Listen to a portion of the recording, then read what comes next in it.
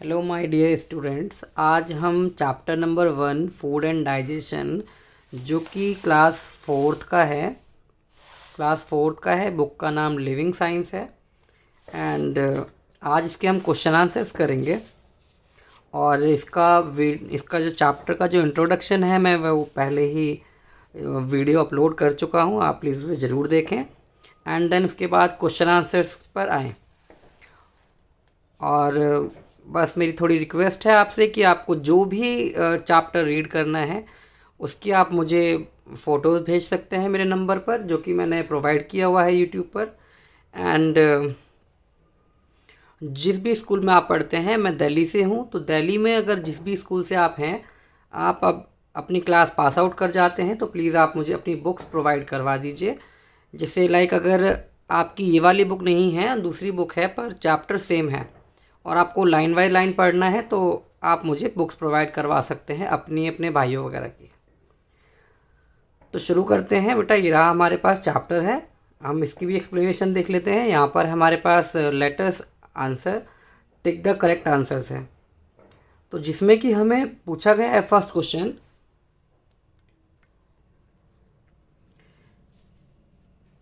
Eggs, fish, cheese, peas and pulses. जो अंडे होते हैं, मछलियाँ होती है, चीज़ और ये मटर और दाल वगैरह ये जो होती हैं, इनको हम कौन सा फूड कहते हैं?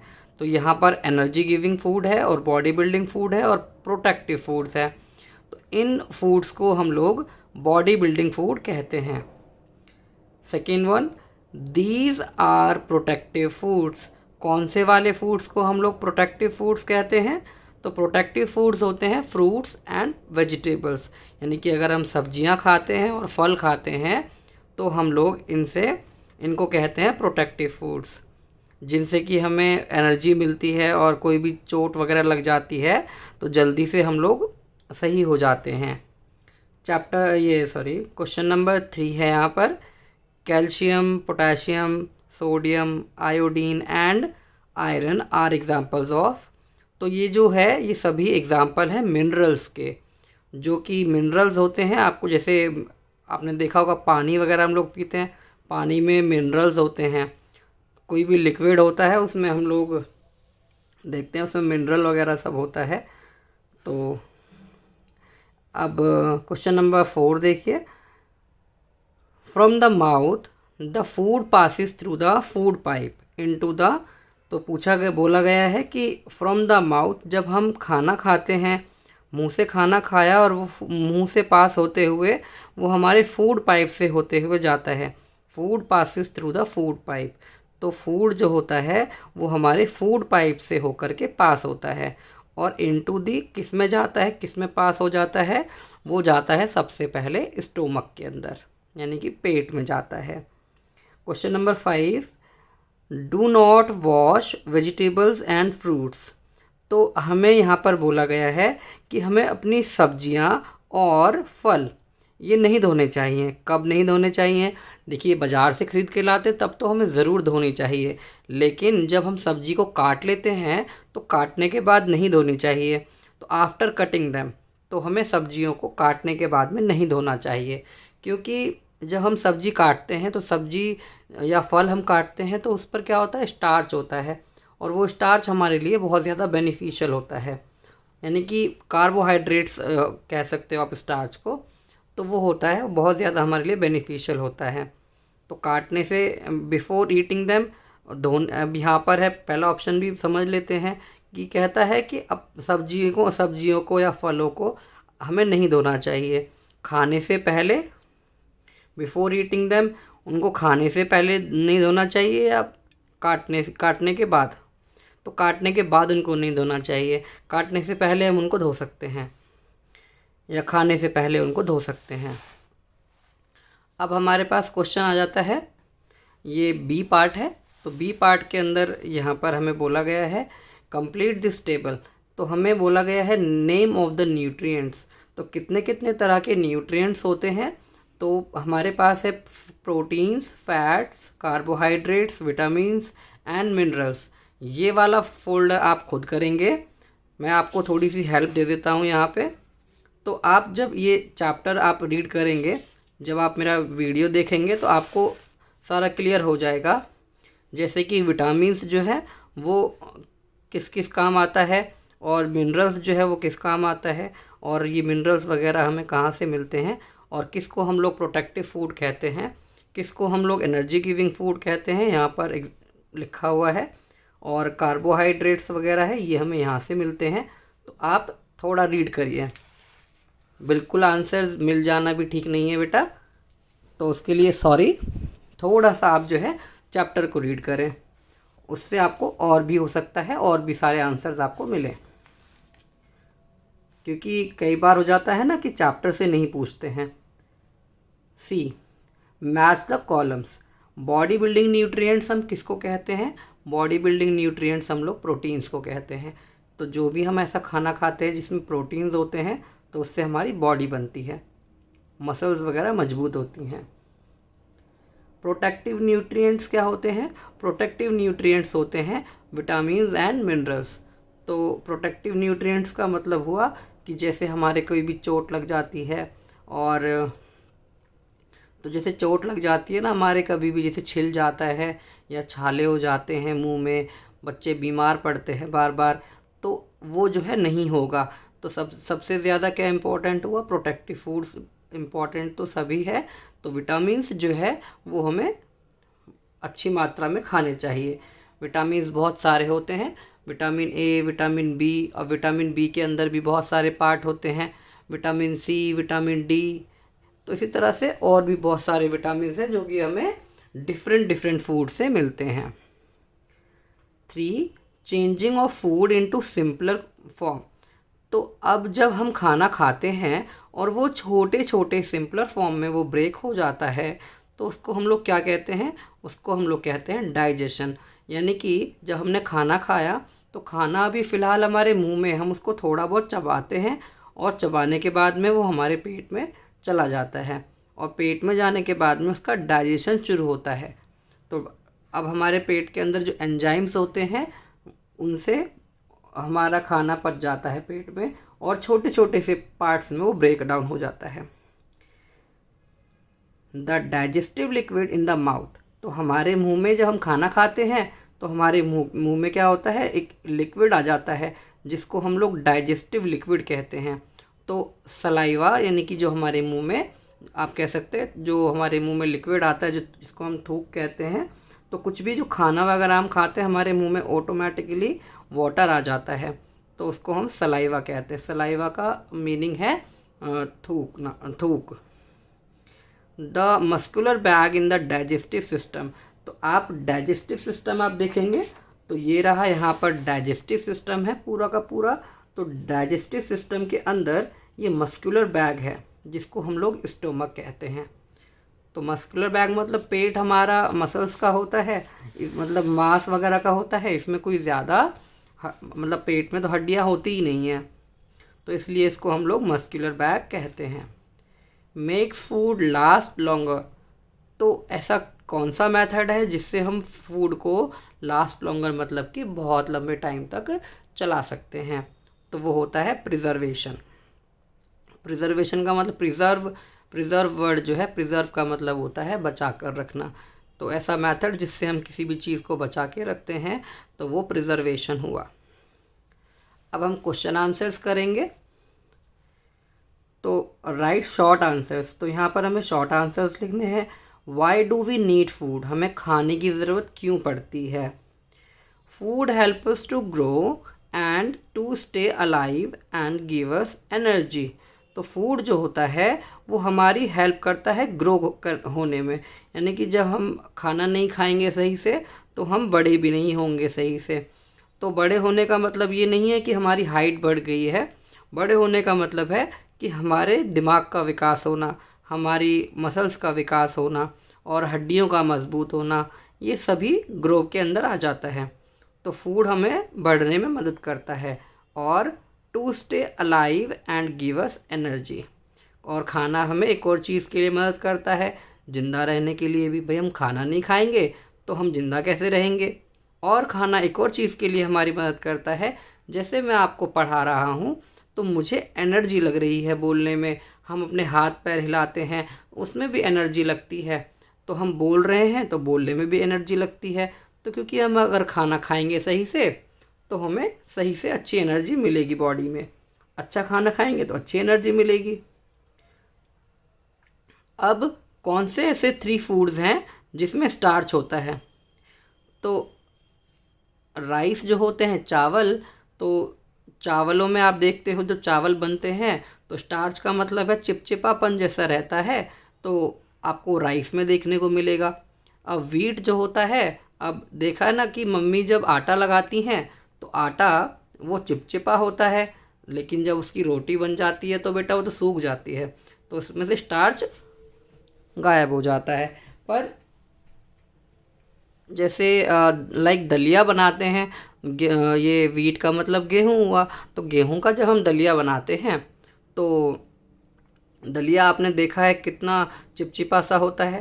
तो स्टार्च का मतलब है, ऐसे यहाँ पर हमें 3 फूड्स बताने हैं जिसमें कंटेन का मतलब होता है स्टार्च होता है। तो आप एक और फूड यहाँ पर लिख लीजिएगा। तो राइस हुआ, वीट हुआ, और फूड आइटम बताना है तो दलिया आप लिख सकते हो। Name any 4 sources of vitamin and minerals.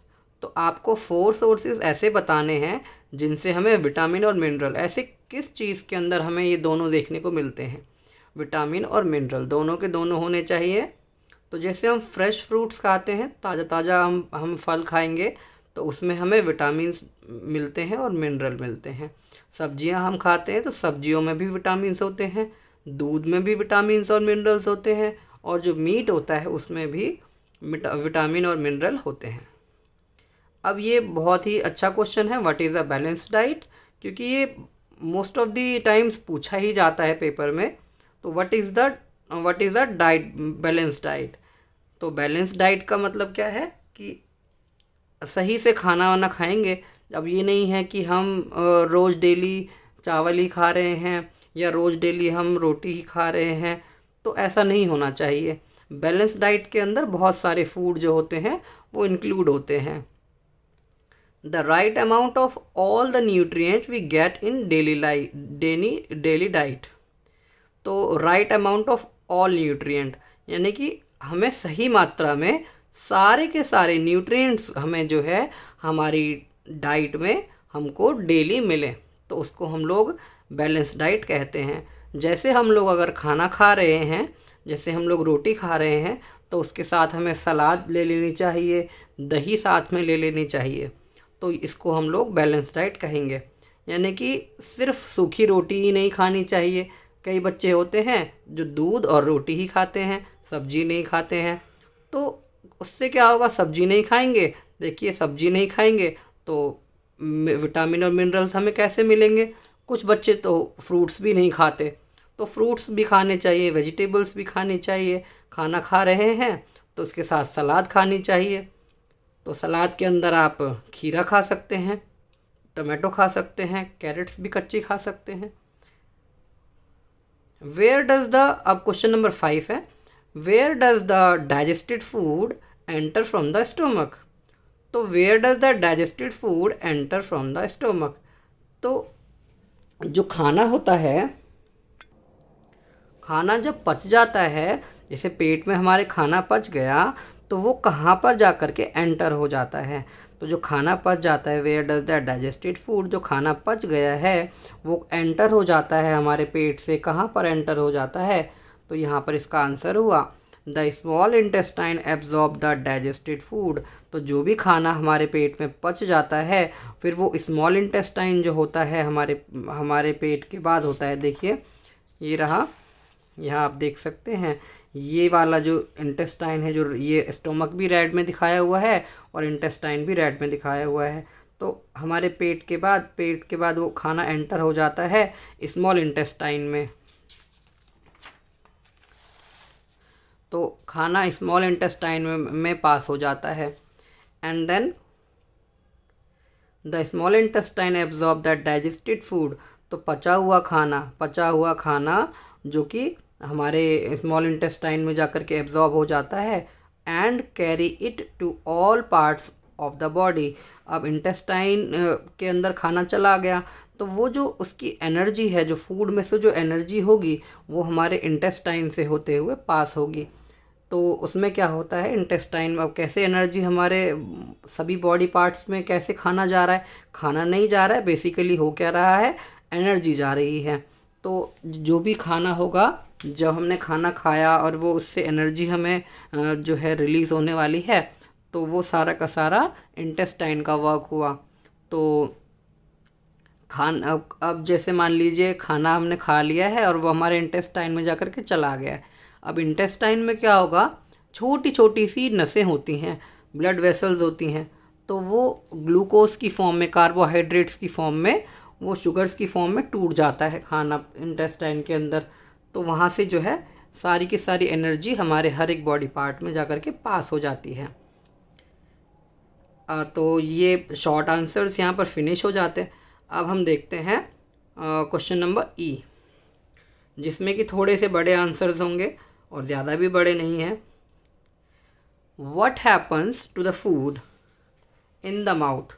जब हमने खाना खाया तो उस खाने का होता क्या है हमारे मुंह में, हम मुंह के अंदर उसको खाने को चबाए जा रहे, होता क्या है। तो यहाँ पर बोला गया है our teeth bite and chew the food. तो हमारे मुंह में खाने का हो क्या रहा है, जो हमारे दांत होते हैं उस खाने को काटते हैं और चबाते हैं। And break it into simpler pieces. तो हमारे मुंह में हमारे दांत उस खाने को काटते हैं और चबाते हैं और फिर उसको जो है खाने को ब्रेक कर देते हैं छोटे छोटे से पीसेस में। आप जानते ही हैं, आप खाना खाते हैं तो हम बड़ा टुकड़ा लेते हैं और वो छोटे छोटे टुकड़ों में हम जो है छोटे छोटे पीसेस में हम उसको मुंह में चबा देते हैं। तो जब हम उसको खा रहे होते हैं तो क्या होता है, saliva is a digestive liquid. तो हमारे मुंह में सलाइवा आ जाता है, जिसको हम लोग थूक कहते हैं या वाटर कहते हैं।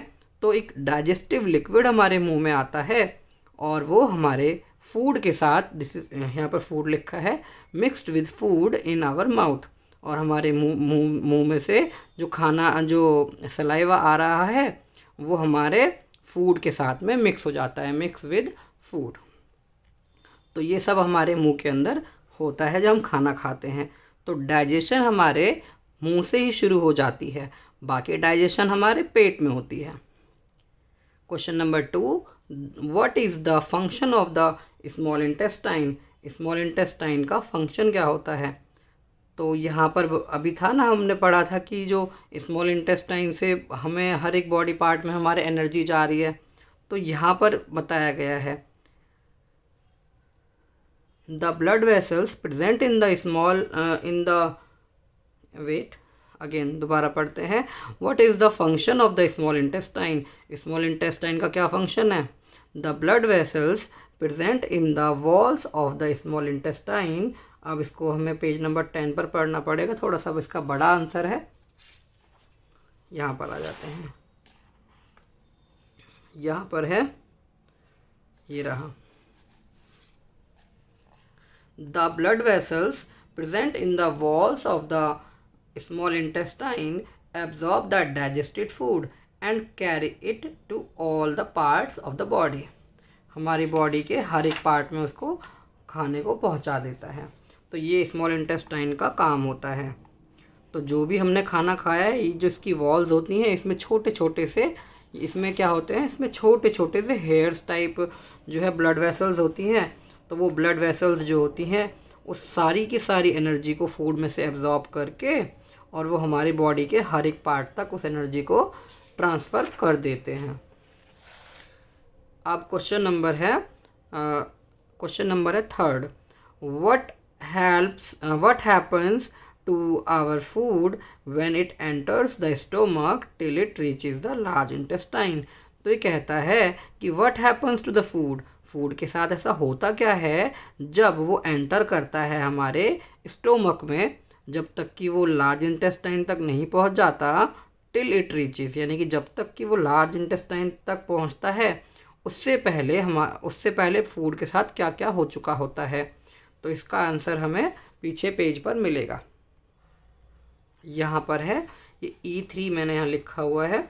तो द डाइजेस्टिव जूसेस, इन्होंने कहा था क्वेश्चन में क्या था कि जब हम खाना खाते हैं और वो खाना खाया हमने और खाना पास हुआ, हमारे फूड पाइप से पास हुआ और पेट में गया, पेट में जाने के बाद में अभी देखो उसको टाइम लग रहा है, अभी वो इंटेस्टाइन में गया, फिर छोटे वाले इंटेस्टाइन में, फिर उसके बाद वो लार्ज इंटेस्टाइन में गया। तो उस क्वेश्चन में बोला गया है कि जब हमने खाना खाया और वो जब तक till it reaches the large intestine, मतलब जब तक कि वो लार्ज इंटेस्टाइन में पहुंचेगा, फूड के साथ क्या क्या होता है, what happens with the food. तो यहाँ पर है the digestive juices in the stomach, तो हमारे पेट के अंदर डाइजेस्टिव जूसेस होते हैं जिसको हम लोग एंजाइम्स कहते हैं। The digestive juices in the stomach, पेट के अंदर डाइजेस्टिव जूसेस होते हैं, एंजाइम्स होते हैं जो कि break down the proteins present in the food into simpler form. तो ब्रेक डाउन द प्रोटीन्स, यानी कि जो भी इसके अंदर फूड के अंदर एनर्जी होती है उसको ब्रेक डाउन कर देते हैं सिंपलर फॉर्म में, जो कि हमारे बॉडी के लिए यूजेबल होती है, जो हम लोग यूज़ कर सकते हैं एनर्जी की फॉर्म में। उस फॉर्म में जो है खाना हमारे पेट के अंदर ब्रेक डाउन हो जाता है और फिर क्या होता है, फिर वो खाना पास हो जाता है लार्ज इंटेस्टाइन, फिर वो खाना पास होता है स्मॉल इंटेस्टाइन में। जब स्मॉल इंटेस्टाइन से सारी की सारी एनर्जी एब्जॉर्ब हो जाती है, देन वो पास हो जाता है लार्ज इंटेस्टाइन में और वो लैट्रिन के रास्ते बाहर हो जाता है। तो ये पूरा का पूरा प्रोसीजर है कि होता क्या है जब हम खाना वगैरह खाते हैं। तो अब यहाँ पर आया कि जब हमने वो खाना खा लिया तो लार्ज इंटेस्टाइन में जाएगा, तो द अनडाइजेस्टेड फूड, यानी कि जो डाइजेस्ट होना था वो हो गया और जो जितनी एनर्जी हमारी बॉडी में ट्रांसफ़र होनी थी वो हो चुकी थी। अब उसके बाद क्या हुआ, जो अनडाइजेस्टेड फूड है वो हमारे लार्ज इंटेस्टाइन में पास हो जाएगा।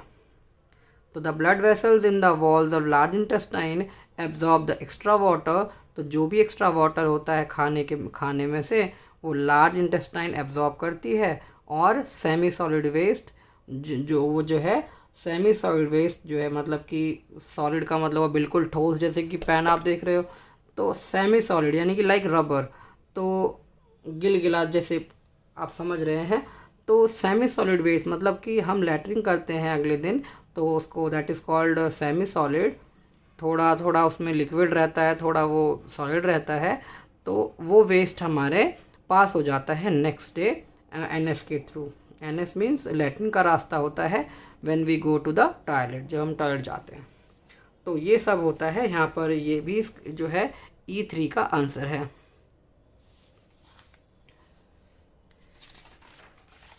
अब हमारा सेकेंड लास्ट क्वेश्चन है, व्हाट इज़ प्रिजर्वेशन। प्रिजर्वेशन क्या होता है। यहाँ पर देखिए, प्रिजर्वेशन का मतलब हुआ कि किसी भी चीज़ को सही से स्टोर करना। तो अब यहाँ पर प्रिजर्वेशन जो है फूड के लिए है, तो इसका आंसर है यहाँ से लिखेंगे, the process of treating food in a way that preserves its value for a long time is called preservation। तो प्रिजर्वेशन का क्या मतलब बताया है, प्रोसेस ऑफ ट्रीटिंग फूड, ये खाने को सही से ट्रीट करने का एक तरीका होता है जिससे कि हम खाने की वैल्यू को, यानी कि हम खाने को प्रिजर्व कर सकते हैं, बचा सकते हैं, और उसकी वैल्यू को, यानी कि उसकी कीमत, यानी कि उसको हम लंबे समय तक जो है, यानी कि लॉन्ग टाइम के लिए हम उसकी वैल्यू को बनाए रख सकते हैं, मतलब कि उसको हम ठीक रख सकते हैं खाने को लंबे समय तक। तो इसको हम लोग प्रिजर्वेशन कहेंगे। तो यहाँ पर जैसे पका हुआ खाना जो होता है उसको हम लोग कैसे प्रिजर्व करते हैं, उसको हम लोग पके हुए खाने को फ्रिज में रख देते हैं। तो और अनकुक फूड जो होता है उसको हम लोग कैसे प्रिजर्व करते हैं, तो ज़्यादा धूप वगैरह में भी नहीं रखना चाहिए, गर्मी में भी नहीं रखना चाहिए। तो आप देख सकते हैं कि आप खाने को जो है किस किस तरह से प्रिजर्व करते हैं। अब क्वेश्चन नंबर 5 है, लास्ट क्वेश्चन है। तो लास्ट क्वेश्चन है, देखिए, how do we preserve food, हम फूड को किस तरह से प्रिजर्व करते हैं। तो इसका आंसर है ये रहा, हम खाने को किस तरह से प्रिजर्व करते हैं। तो कुक्ड और uncooked food can be preserve in different ways, अलग अलग तरीके होते हैं खाने को प्रिजर्व करने के। तो बस हम इतना ही कह सकते हैं कि how do we preserve food, हम खाने को कैसे प्रिजर्व करते हैं। तो कुक्ड यानी कि अनकुक फूड हुआ, और जो कुक्ड फूड हुआ, कुक मतलब पका हुआ खाना, अनकुक मतलब जो खाना हमने पकाया नहीं है, उनको स्टोर करने के अलग अलग तरीके होते हैं। That's it. एंड आगे देखते हैं। तो यहाँ पर कुछ क्वेश्चंस है, अगर इसकी इनकी नीड होती है तो आप मुझे कमेंट में लिख के बता सकते हैं कि सर ये वाले क्वेश्चंस भी हमें चाहिए। Thank you so much guys, आपने बड़े ही ध्यान से चैप्टर को रीड किया और आपने पूरा वीडियो एंड तक देखा है, उसके लिए बहुत बहुत आपका थैंक यू। आप शेयर कर सकते हैं अपने फ्रेंड्स के साथ। अगर आपको वीडियो अच्छा लगा है प्लीज़ चैनल को सब्सक्राइब करवाएं अपने सभी फ्रेंड्स से। Thank you so much.